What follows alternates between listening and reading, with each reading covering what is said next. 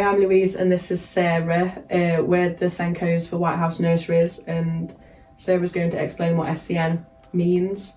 So we've found a good way of explaining this, and SEN stands for Special Educational Needs, and it's used to describe the learning difficulties or disabilities that make it harder for children to learn than most children of the same age. Children with SEN are likely to need extra help or different help from that given to any other child. So what does our role involve to be the SEN? We support the key person in identifying the development delays in the child. We can suggest what they can do about it, give them ways in which activities can work to enhance the child's learning. It means that we have to get professionals involved for the children. We talk to parents regarding delays, don't we? We have those initial meetings, don't we, where we talking about concern. We gather evidence to back up what we're saying as well, so it's easier for the parent to understand because they're seeing where they are in the UIFS. So how we identify SEN and the process is... So a key person could come to us and talk to us or ask us for advice on development concerns. It might be that we need to put a graduated response in place first, where we've got some activities or small steps that nursery would need to do before we asked for professional help.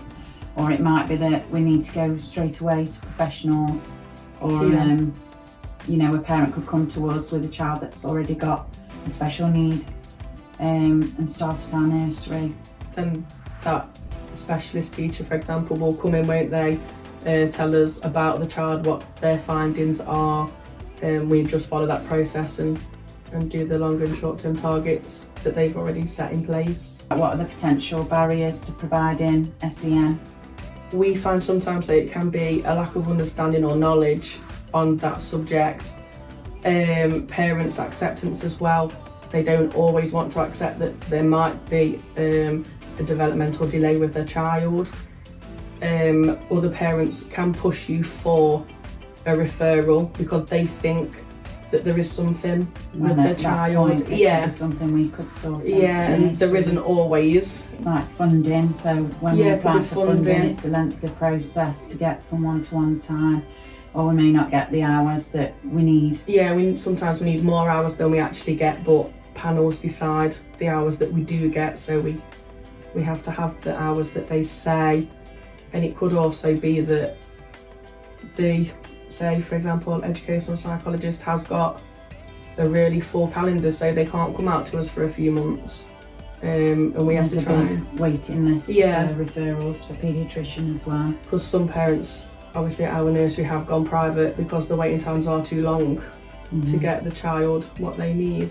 So it can be very positive, obviously being a Senko, and the rewards are really good, aren't they, when the children do achieve. Yeah, it's nice to support that child in something that, they need help with. Definitely. And then watching them grow and develop in that area or maybe several areas. Even if they do go up to the next age bracket, there is still a delay. It is a massive achievement for that child. Yeah. So it makes it so rewarding, and it's a very positive outcome for the parents as well, because they know that all the help is working. Now we're going to talk about what it means in practice, so when we might have to make adaptations or different approaches. So is there anything that you've done at your nursery that would change environments for that child? Sometimes they don't like loud noises, so we will prepare the child for that's going to happen. So it might be something like taking the scissors out of the room if they're a potential danger for a child. With these means and ways of getting around things.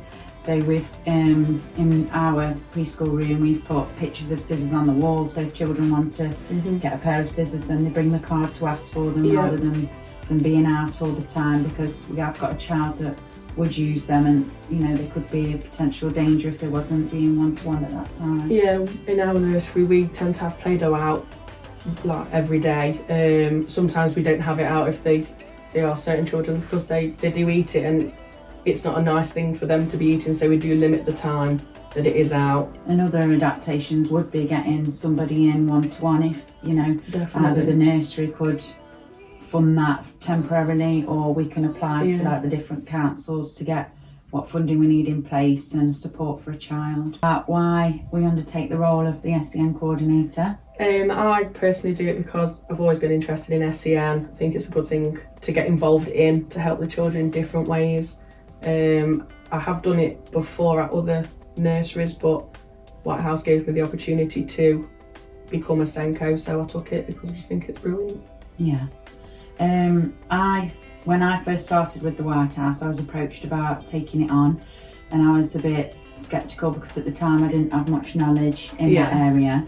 But now I really like that role because I feel that I've got enough knowledge to support the other staff members and the parents.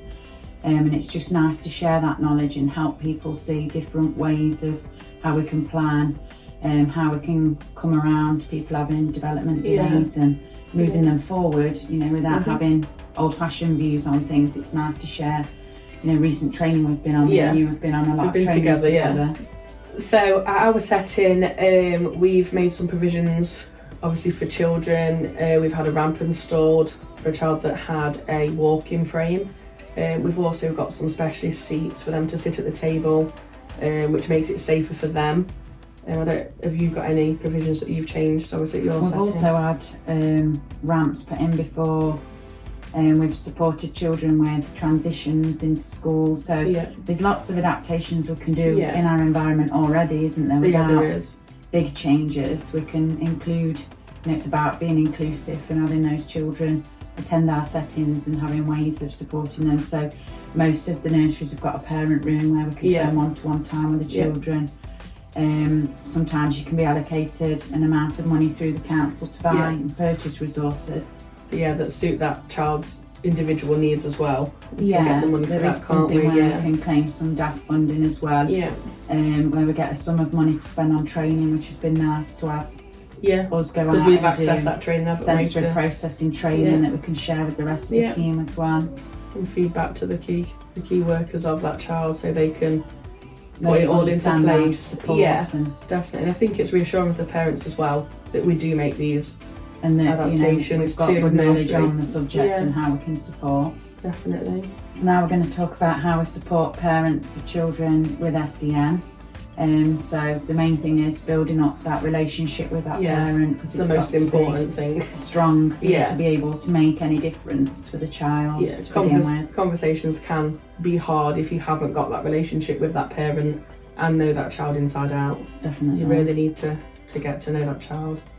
And gaining from the parents what their wishes are as well, and you know, pushing forward for the child's wishes really. Yeah. I think it's also, you really have to support the parents that believe that there is something with their child but there isn't, because I think sometimes they just want answers and you can't always get those answers for the child.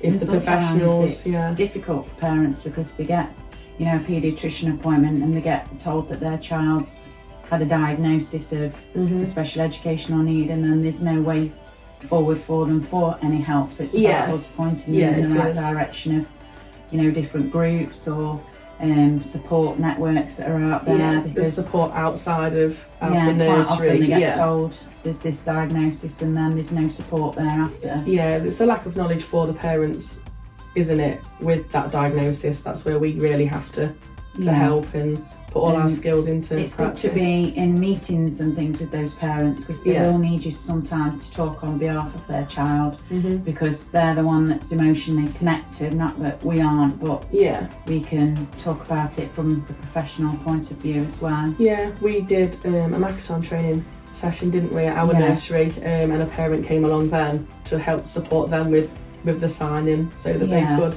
interact with the child. And I know I've been in the past to the council officers to talk to them about you know, a child that needed a place in a certain school but was took away from that place at the last moment. So just, you know, supporting parents in meetings that can be upsetting, and very important. Parents may just be upset throughout meetings, whereas we can get the point across. And very important to support the parents through it. So some of the professionals that would get involved with the children at my setting would be specialist teachers, which I know you've had, speech and language therapist, paediatrician is somebody we don't get to see. We may get to speak to them or receive a report, but we can refer to them now through the single point of access that didn't used to be available to nursery nurses. You had to go down health visitor route, but now we can do that. We've got educational psychologists involved at our nursery. Yeah. They come, we do a 3-hour observation on the child, then we get a report from that. So that's quite a big one really. But there's lots of services that we can contact to get help for children. Yeah. So if a parent had a concern over a child's speech, or we had a concern, but it didn't warrant becoming involved, they may give us some tips to work on to begin with.